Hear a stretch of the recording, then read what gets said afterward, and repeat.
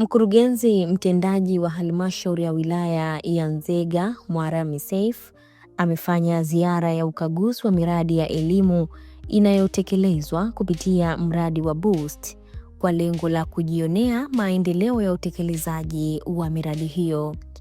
Wakianza ziara hiyo, mkurugenzi mtendaji akiwa ameambatana na diwani wa kata ya Bukene, James Kadogosa, pamoja na wataalamu kutoka halmashauri akiwemo mhandisi wa halmashauri Frank Sanga, ambapo wametembelea ujenzi wa shule ya awali na msingi Bukene iliyopo kata ya Bukene.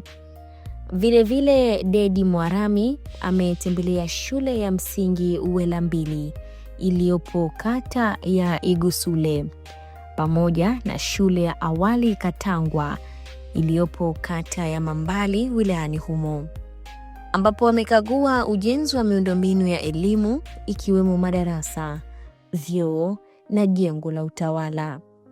Miradi yote hiyo ikikadiriwa kuwa na jumla ya thamani takriban shilingi milioni 540.8 yenye lengo la kuboresha mazingira ya ufundishaji na kujifunzia katika halmashauri ya Nzega.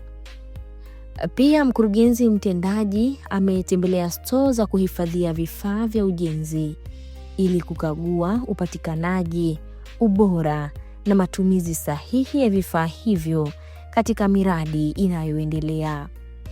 Ziara hiyo ni sehemu ya jitihada za halmashauri ya wilaya ya Nzega katika kusimamia na kufuatilia kwa karibu utekelezaji wa miradi ya maendeleo, hususan katika sekta ya elimu kwa manufaa ya halmashauri na taifa kwa ujumla.